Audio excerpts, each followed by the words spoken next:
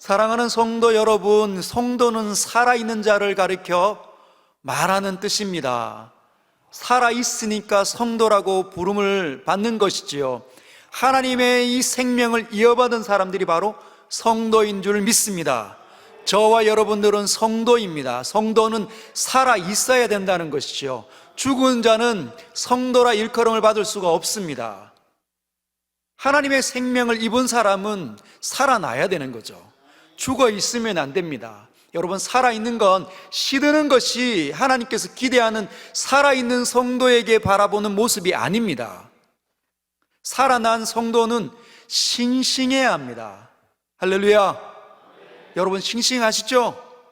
시들시들하고 염려가 많고 근심이 많아서 못 살겠다, 참 인생이 살맛이 없다, 고통스럽다, 눈물 난다, 어렵다, 이러면 여러분, 그것은 하나님께서 성도에게 바라는 모습이 아닙니다.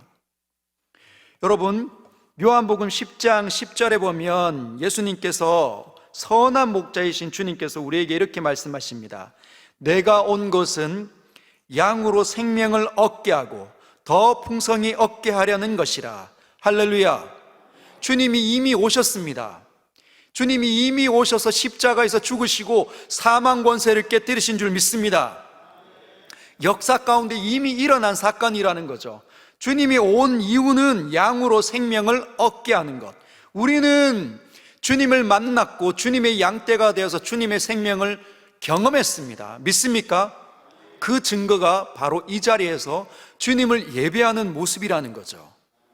누가 하나님을 예배할 수 있고, 누가 하나님을 찬양할 수 있고, 누가 하나님께 기도할 수 있습니까? 하나님의 생명을 이어받은 사람만이, 다시 믿음이 생겨난 사람들만이 하나님을 찾아낼 수 있다는 것입니다. 11장 후반부 보면 요한복음 11장 25절은 이렇게 또 말씀하십니다. 예수께서 이르시되 나는 부활이요 생명이니 나를 믿는 자는 죽어도 살겠고 무릇 살아서 나를 믿는 자는 영원히 죽지 아니하리니 이것을 네가 믿느냐? 여러분, 믿습니까? 정말 믿음이 있습니까? 주님은 이미 부활하셨습니다. 그리고 그 부활하신 주님께서 살아생전에 수많은 메시지를 던졌는데, 그것이 뭐냐면 주님을 믿는 성도들은 반드시 살아 있어야 된다는 거예요. 하나님께서 이 세상의 사망의 권세 아래 시들려 다니는 모든 사람들을 건져내서 기대하는 바는 생명이 있는 모습을 띠는 겁니다. 여러분, 생명이 있는 것이 바로 하나님의 자녀의 특징입니다. 시드는 건 세상의 특징이지 하나님의 자녀의 특징이 아닙니다. 못 살겠다, 힘들어 죽겠다, 빨리 뜨고 싶다, 이런 말은 성도 입에서 절대로 나오면 안 된다는 거죠. 성도가 못 살겠다, 힘들어 죽겠다, 고통스럽다, 슬프다, 왜 그런 말을 하게 될까요? 주님이 느껴지지 않기 때문에. 살아났는데 살아있는 생명을 잃어버리고 있는 겁니다. 살아계신 하나님과의 이 관계가 약해져 있기 때문에 나타나는 증상이라는 것이죠. 성도는 그 입에서 못 살겠다, 죽고 싶다 해서는 안 됩니다. 하나님 앞으로 나아가야 된다는 거죠. 오늘 본문은 우리에게 이렇게 말씀하십니다. 너희가 거듭난 것은 썩어질 씨로 된 것이 아니요.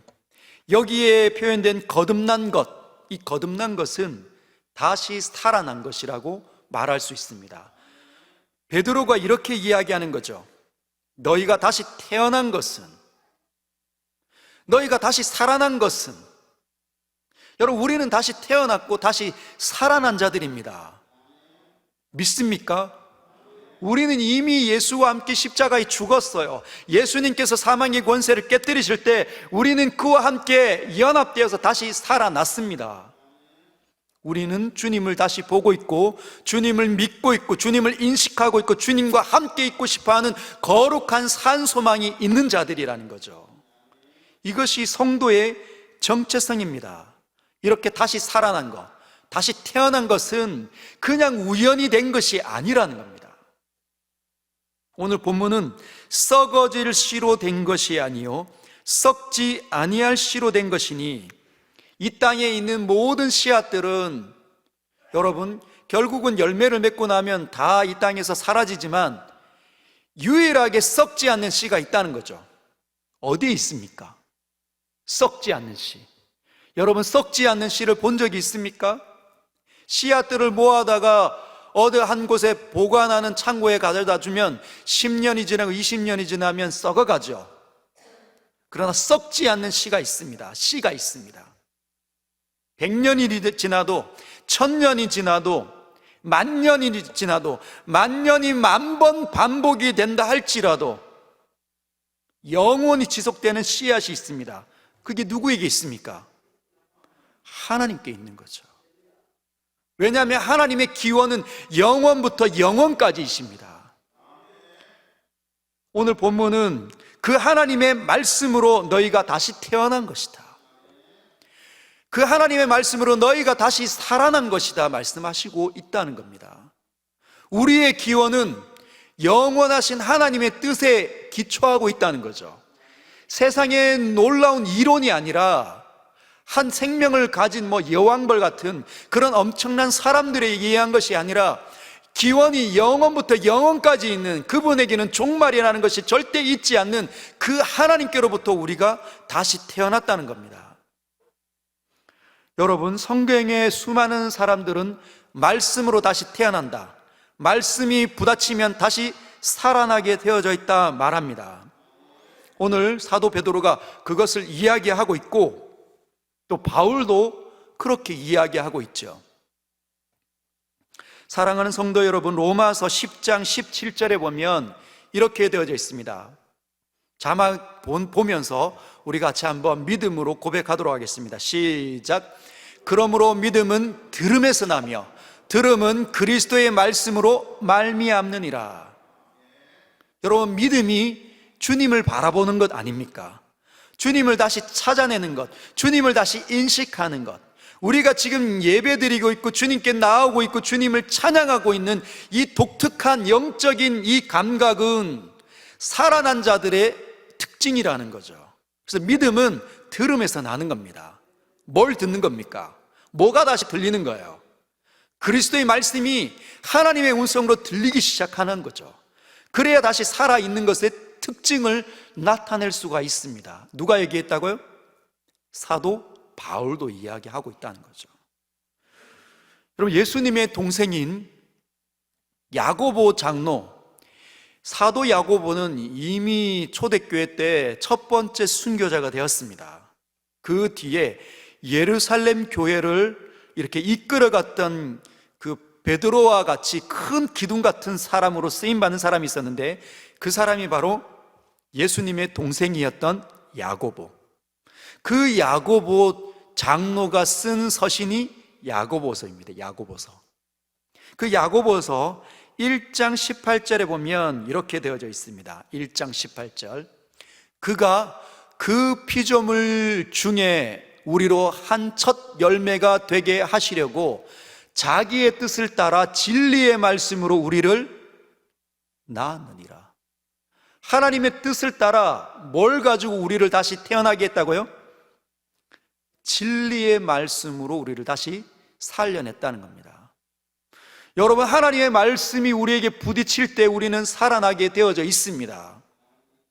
말씀이 들리지 않으면 그 사람은 살아나지 않습니다. 하나님께서 이 세상을 창조하실 때 무엇으로 창조하셨습니까? 빛이 있으라 말씀하시면 빛이 있는 거예요. 공중에 다 비어있는 그 공중에 나는 동물이 있으라라고 주님이 명령하시면 거기에는 새라는 독특한 피조물이 나타나게 되어져 있습니다. 이 땅에 기는 것들이 있으라라고 말씀하시면 이 땅에 기는 것들이 존재하게 되어져 있어요. 하나님께서 모든 식물들을 창조해내기 위해서 그것을 명령하시면 그것들이 존재하게 되어져 있습니다. 왜 그럴까요? 왜 주님이 말씀하시면 그곳에는 항상 반드시 주님이 원하는 일이 일어날까요? 이번 주일에도, 지난 주일에도 제가 말씀을 드렸지만 하나님의 권세는 절대적이기 때문입니다. 그 어디에도 없는 그 강력한 절대적인 전지전능한 그 능력이 주님의 의지 안에 담겨져 있기 때문에 주님이 하고 싶으면 다 이루어진다는 것이죠. 주님이 만들고 싶으시면 그건 반드시 있게 되어져 있습니다. 가장 복잡한 일도 주님이 해결하고 싶으시면 그건 해결된다는 겁니다.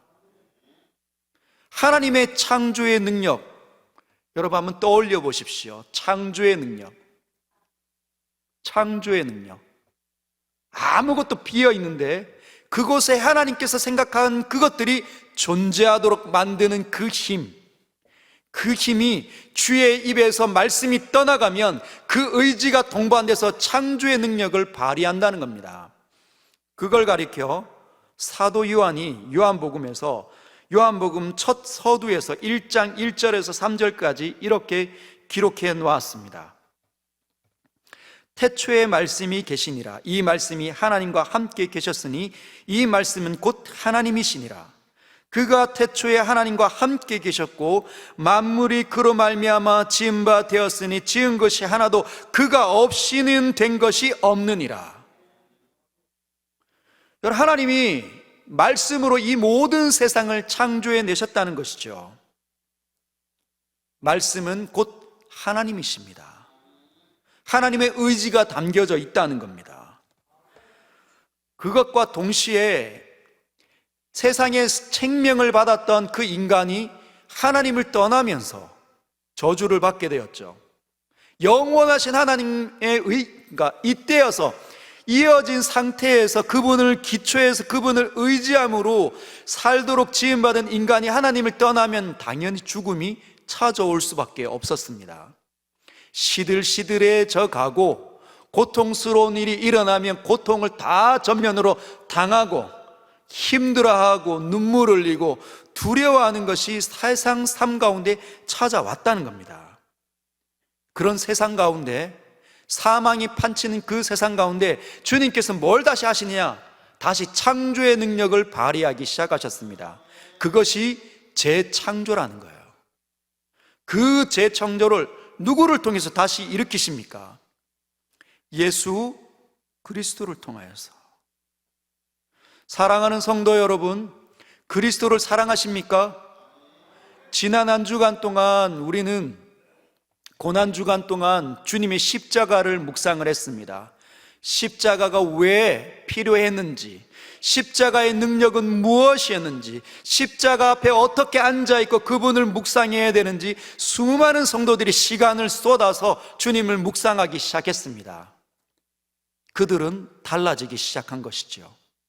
그리고 마침내 그 고난의 시기가 끝나자마자 부활의 소망을 따라 기뻐하고 각자의 삶의 자리로 돌아갔습니다. 그들은 재창조를 경험한 사람들입니다. 주님을 만난 사람들이라는 거죠. 주님의 말씀이 마음에 부딪힌 적이 있는 사람들입니다. 여러분, 그리스도의 말씀을 존중하십시오. 그리스도의 말씀에 나아가시길 바랍니다. 그리스도의 말씀이 적혀있는 책을 열으시길 바랍니다. 그리고 그 책 속에서 그리스도의 말씀 앞에 다시 앉아 있으시길 주님의 이름으로 축복합니다. 여러분, 세상은 강력합니다. 우리 역시 굉장히 교만하고 견고합니다. 그래서 하나님의 소리를 웬만큼 들어서는 변화가 잘 일어나지 않아요. 여러분, 세상이 얼마나 강력합니까? 우리의 이 믿음을 흔들어 버리려고 얼마나 노력하는지. 정말 잘 믿는 사람도, 신실한 사람도 작은 것 하나만 삶 속에 균열이 일어나면 못 견디합니다. 주님을 믿는 그 믿음의 능력을 발휘를 잘 못한다는 것이에요. 왜 그렇습니까? 연약하니까. 세상은 강력하고 우리는 연약하고 끌려다니기 너무 쉽기 때문에 낚시에 한번 던져서 낚시에 걸리면 물고기가 빠져나갈 수가 없습니다. 웬만큼 힘을 주지 않고는, 낚시줄을 끊지 않고는 웬만해서는 그냥 딸려 올라가는 거죠. 여러분은 어떻습니까? 여러분은 그 세상의 영향력 아래서 잘 벗어나실 수 있습니까? 아니면 누군가와 관계가 한 번이라도 틀어지면 교회에 나올 수 없을 만큼 피폐해지고 맙니까?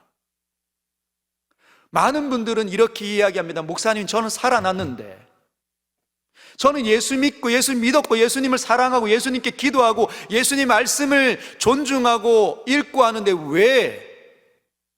왜 이렇게 쉽지 않나요? 왜 저는 남을 사랑하는 것 자체가 이렇게 어렵습니까?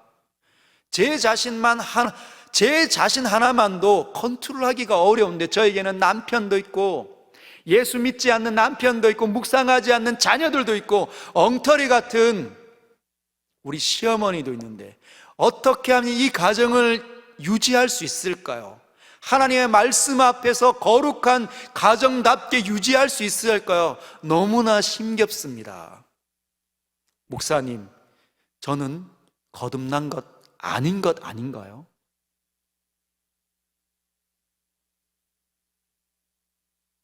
나에게 내 마음을 핥히는 사람 되갚아주고 싶은데, 막 일어나서 복수해주고 싶은데, 눈을 겨주고 싶은데, 나쁜 소리 한번 소리 콱 지르고 싶은데, 이런 내 마음인데 저는 진짜 하나님의 사람 맞습니까?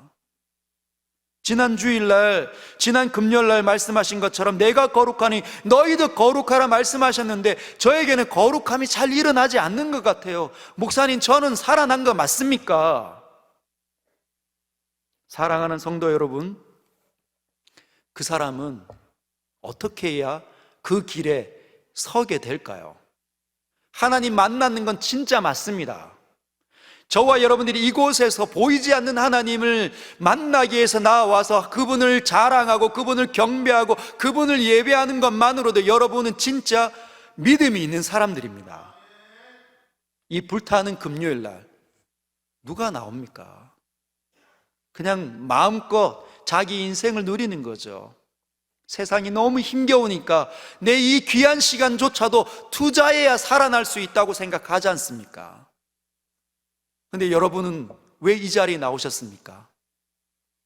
주님이 계시니까. 한 주 동안 나를 지켜주신 그분 앞에 경배하고 찬양하고 또 말씀을 의지해서 기도하고 싶으셔서 나오신 건 아닙니까? 비록 한 주간의 삶들을 돌아보면 만족스럽지 않다 하더라도, 하나님의 뜻을 온전하게 이루지는 못했다 할지라도, 세상 때문에 영향을 받아서 고통스럽고 슬프고 괴로움이 있음에도 불구하고 주님을 만나기 위해서, 주님을 예배하기 위해서 나오신 것 아닙니까? 그 자체가 거듭난 것이지요.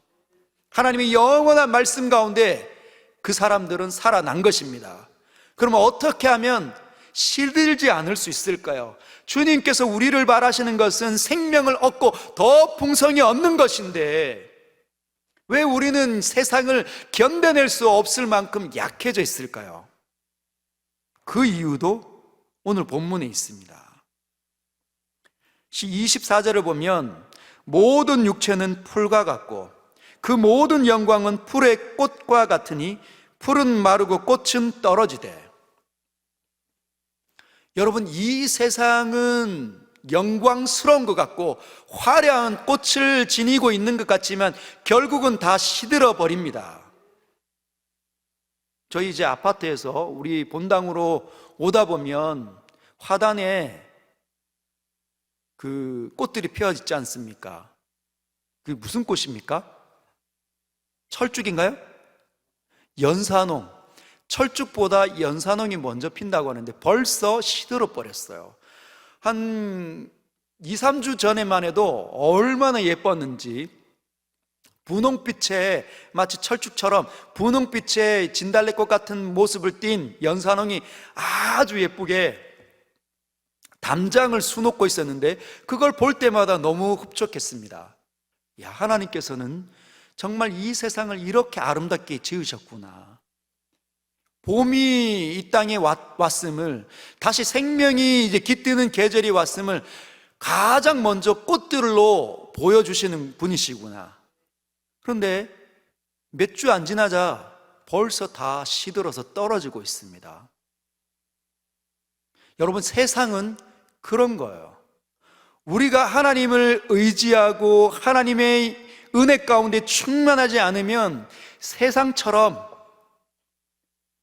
풀처럼 말라버리고 꽃처럼 떨어지게 되어져 있다는 것이죠.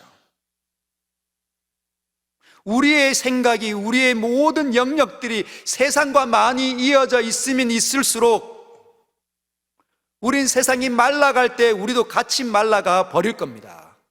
세상의 꽃들이 떨어질 때 우리의 꽃들도 같이 떨어진다는 거죠.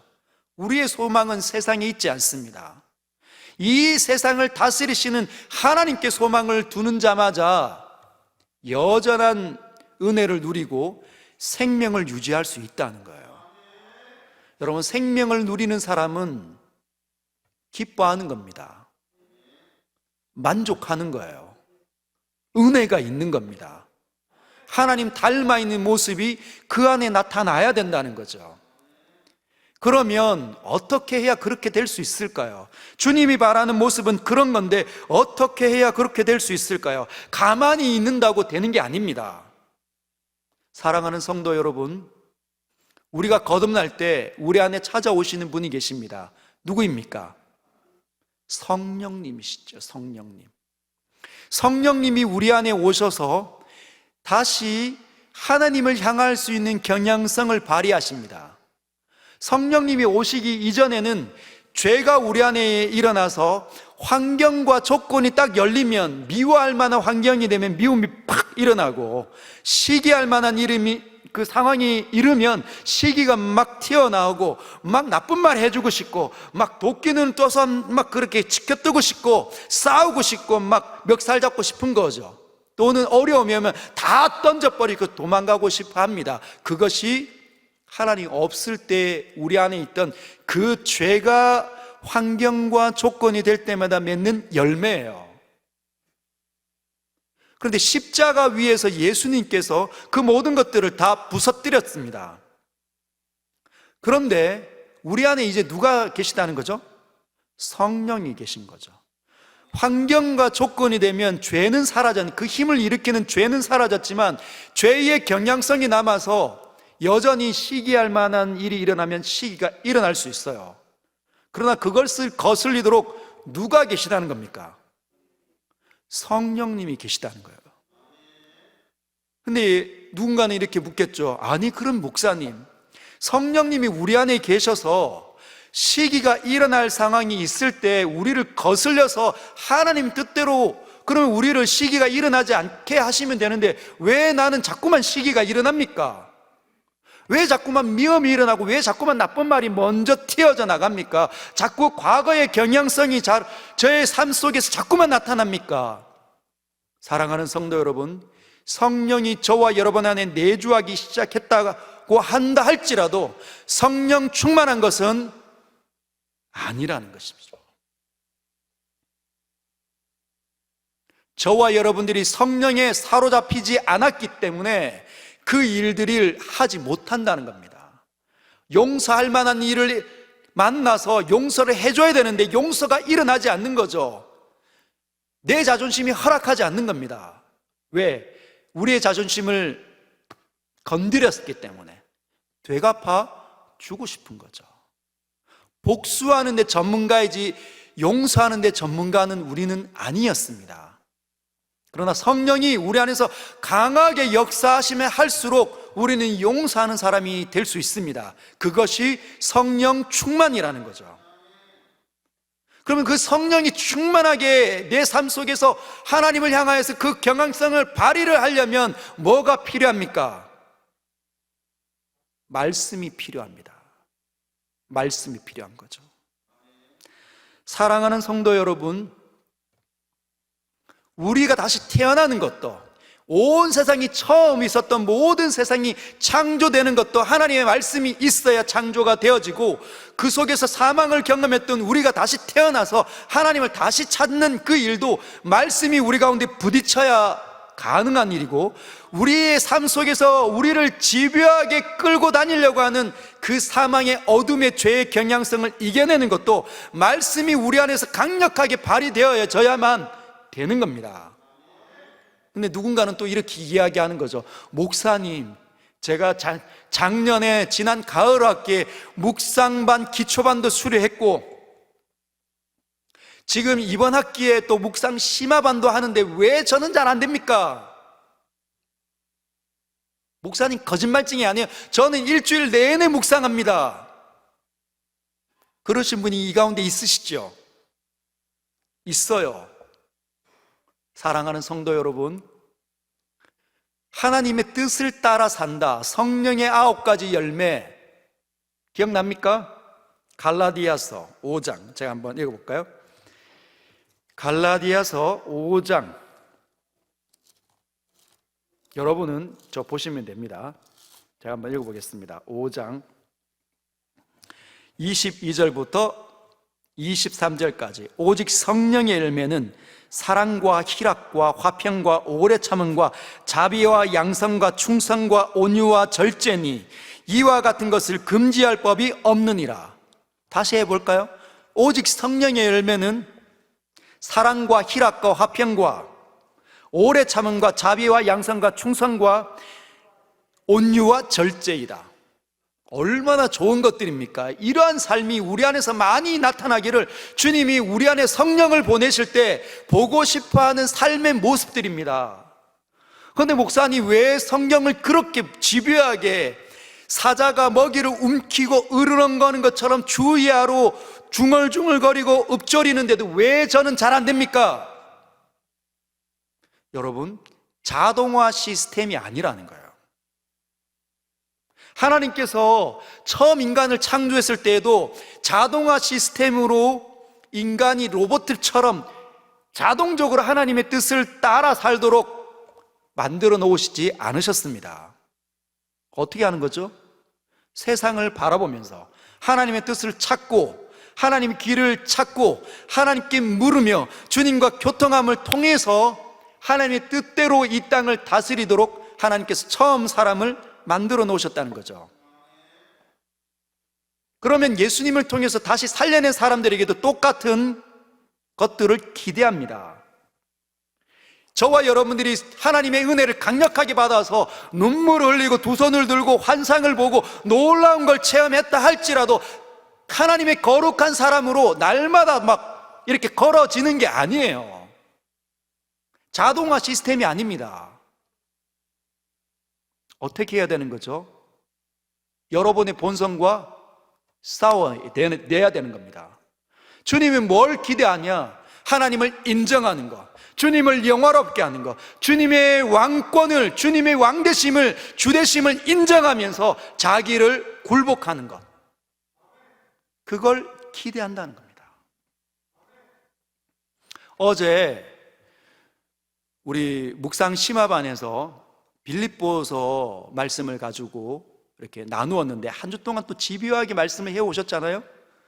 그러면서 제가 이제 한번 해석을 해드렸습니다. 사도 바울이 빌립보 교회를 향하여서 이렇게 편지를 쓴 거예요. 구원을 받으려면 하나님을 복종함으로 두렵고 떨림으로 너희 구원을 이룰 수 있다. 여러분, 원래 구원은 어떻게 옵니까? 전적인 하나님의 은혜로 오잖아요. 거저 값없이 주어지는 것 아닙니까? 모든 진리를 통달하는 사도 바울이 그걸 몰랐을까요? 옥중서신에서? 아닙니다. 로마서는 벌써 이전에 집필을 했지 않습니까? 그의 인생의 말미에서 빌립보서를 기술을 했는데 왜 빌립보 교회를 향하여서 편지 쓸 때는 너희가 복종함으로 두렵고 떨림으로 너희 구원을 이룰 수 있다고 표현을 했을까요? 제가 이렇게 설명해 드렸습니다. 성도의 특징이 복종함으로 나타난다는 거죠. 성도들은 복종함으로 나타납니다. 뭘요? 하나님의 뜻을 복종함으로 성도라 일컬음 받는다는 거예요. 반대로 성도가 아닐 때, 일반 사람일 때 불신자들은 하나님 뜻을 복종하지 않습니다. 어떻게 하는 거죠? 관심이 없어요. 무관심. 거역하는 겁니다. 하나님을 인정하지 않아요. 그들은 자기의 뜻대로 살지 하나님 뜻대로 살지 않습니다. 그러나 성도는요, 여러분, 성도가 하나님의 뜻이 너무 좋아서, 너무 기뻐서, 정말 행복함으로, 감사함으로, 아, 주님의 뜻을 내가 이렇게 살아야겠구나 할 때는 그건 복종이라고 하지 않고 순종이라고 말합니다. 그러나 순종함으로 살면 너무 좋지만, 하나님의 뜻을 순종이 되어서 하나님의 뜻을 따르면 너무 좋지만, 여러분이 해보셔서 알겠지만 하나님의 뜻이 열릴 때마다 순종이 됩니까? 기쁨이 일어나면서 그 길을 걸을 수 있냐고요. 너의 오른뺨을 때리는 사람을 왼뺨을 대면서 그 받아내라, 됩니까? 그거 어떻게 해야 돼요? 하기 싫을 때. 우리는 주님을 인정하는 사람이기 때문에, 주님의 법이 삶의 기준이기 때문에 그 길을 걸으려면, 내가 하고 싶지 않은 그 일을 하려면 복종으로 나타나야 된다는 거죠. 구원을 얻은 사람은 그렇게 나타나게 되어져 있습니다.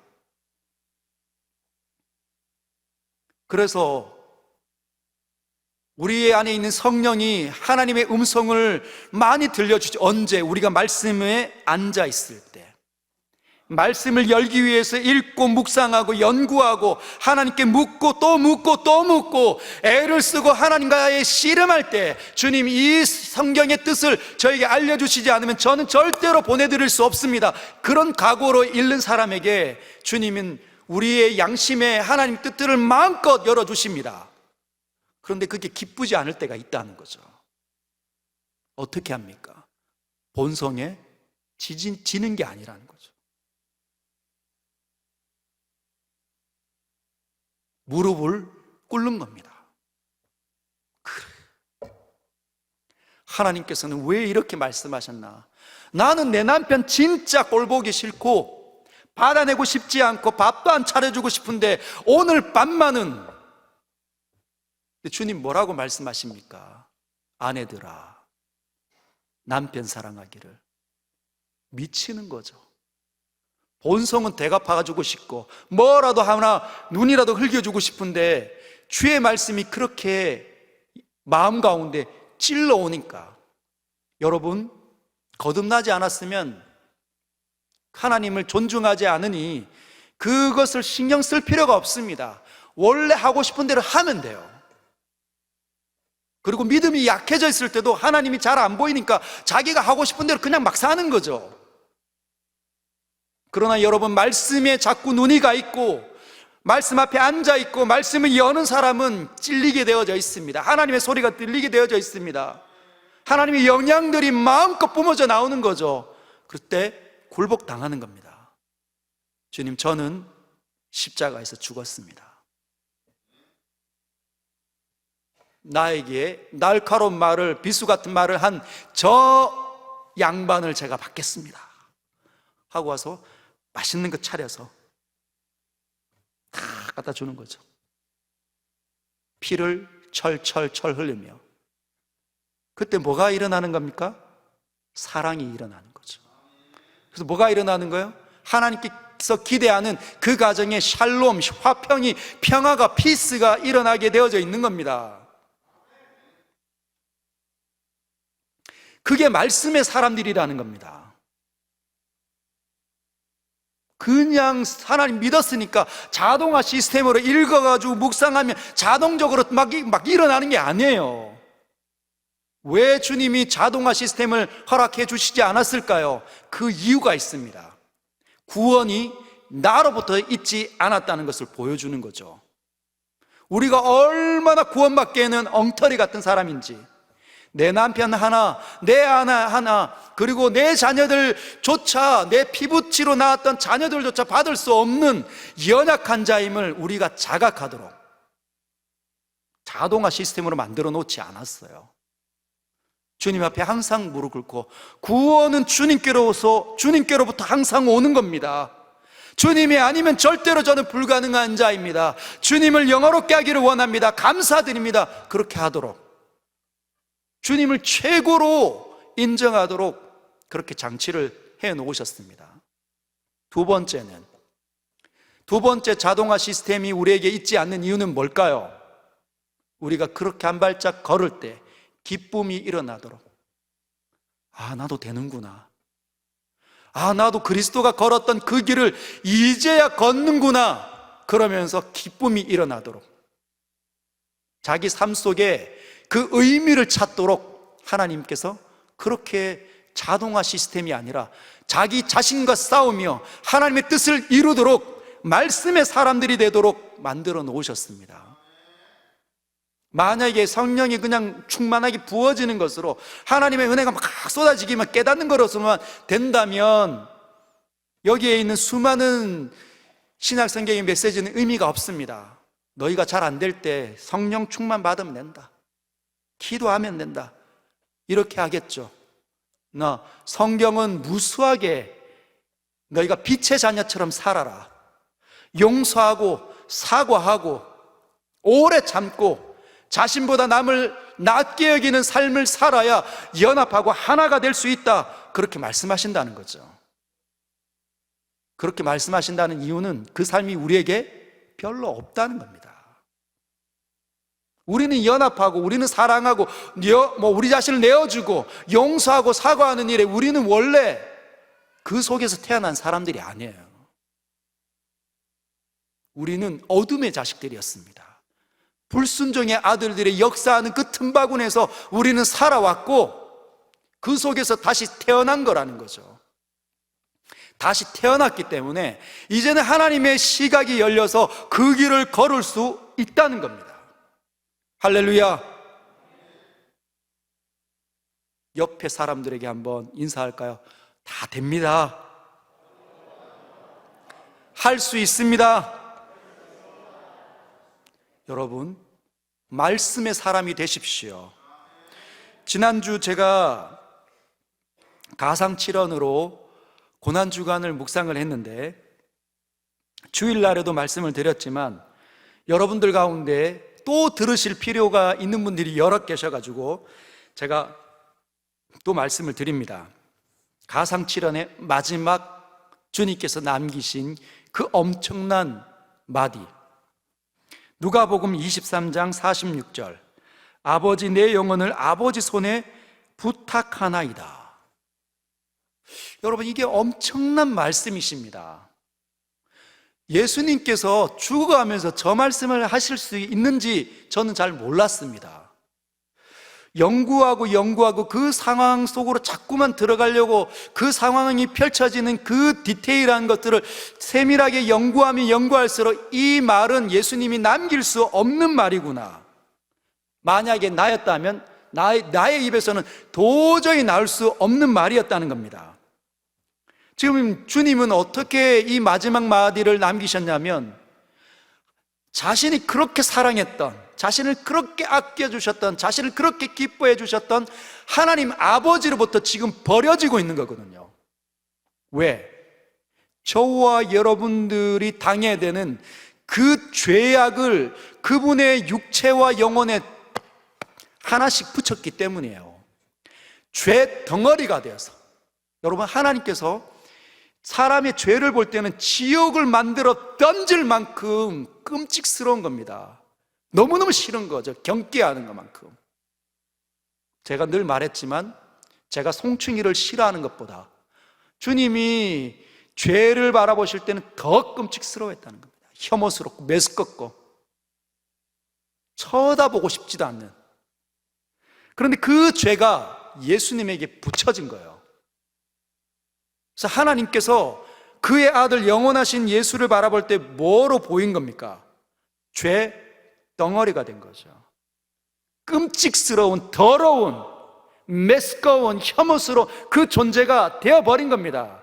그래서 어떻게 한 거예요? 버리는 거예요. 지금 영원한 사망으로 던져버리는 거라는 거죠.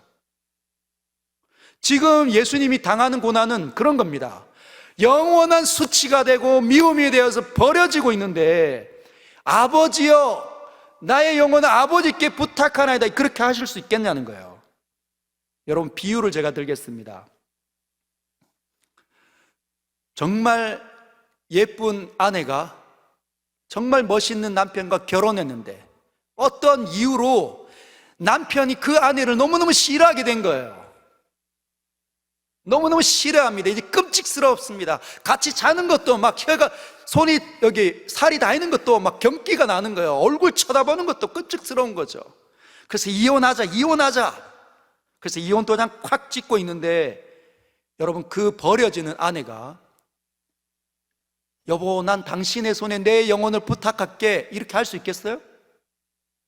막 벌레 보는 것보다 더 끔찍스러워서 버리고 있는데, 그 아내는 그 남편이 결혼할 때 했던 그 맹세를 기억하면서, 아니야, 내 남편 정말 신실한 남편이야, 그렇게 생각하면서 믿을 수 있겠습니까? 예수님은 십자가 위에서 그렇게 하나님의 미움을 받아 지금 버려지고 있다는 거예요. 버려지고 있다는 거죠. 버려지고 이제 사망 가운데 갇혀버릴 텐데, 주님이 얼마나 싫었으면 지옥을 만들었겠습니까? 그게 너무 싫어서 주님이 안 살려내시면, 죄는 그렇게 끔찍스러이 여기시니까 안 살려내시면, 죄 덩어리가 되었기 때문에, 죄 자체가 되었기 때문에, 온 세상에 죄가 덕지덕지 붙어 있기 때문에, 주님이 그렇게 싫어하는 끔찍한 죄가 되었기 때문에 안 살려내면 어떻게 됩니까? 그런데도 불구하고 주님은, 우리 주 예수 그리스도께서는 십자가 위에서 아버지여, 내 영혼을 아버지의 손에 부탁하나이다, 그리고 죽으셨습니다. 엄청난 믿음 아닌가요? 그럴 수 있는 이유는 무엇이었을까요? 하나님 아버지에 대한 신뢰. 왜요? 그분은 언약의 하나님. 언약이라는 말은 자꾸 우리가 언약을 미화하는데, 말로 하는 약속입니다. 하나님께서 입에서 나오는 그 말씀의 약속, 그 말씀은 반드시 지킨다. 그분이 신실하신 하나님이시죠. 예수님은 하나님 아버지를 아셨습니다. 신실하신 분, 말씀의 아버지, 언약의 하나님인 줄 알았기 때문에 그 하나님을 신뢰하고 죽어버리신 거죠. 사랑하는 성도 여러분, 우리에게 진짜 고통스러운 일이 일어나면, 우리의 영혼과 우리 마음을 흔들 만큼 고통스러운 일이 일어나면, 우리는 하나님을 보지 못하고 그 상황에 함몰될 수 있습니다.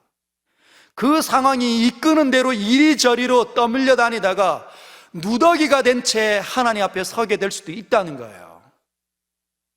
얼마나 고통스러운지 목사님이 몰라서 그래요. 이게 얼마나 어려운지 몰라요. 그러나 주님은 우리에게 마지막까지 하나님을 어떻게 믿고 의지하는지를 보여주셨습니다. 버려지는데, 지금 버려지고 있는데 주님을 신뢰하는 거죠. 뭘요? 언약을 기억을 하는 겁니다. 주님께서 하셨던 수많은 약속들을 신뢰하는, 그것이 믿음입니다. 우리에게 일어나는 상황을 보면서 신뢰하지 마십시오. 그 상황에 끌려다니지 마십시오. 그 상황이 전부라고 생각하지도 마십시오. 여러분의 과거가 여러분의 발목을 잡는다면 그 과거도 끌려다니지 마십시오. 뭘 신뢰해야 됩니까? 이 자리에 나 왔다면, 이 자리에서 하나님을 만나고 있고 하나님을 예배하고 있다면, 그분께 기도를 하려고 한다면 그분의 약속을 신뢰하시길 바랍니다. 그것이 말씀의 사람이라는 거예요. 그것이 말씀의 사람들입니다. 할렐루야, 할렐루야. 오늘 이 말씀을 가지고 우리 하나님 앞에 기도하도록 하겠습니다.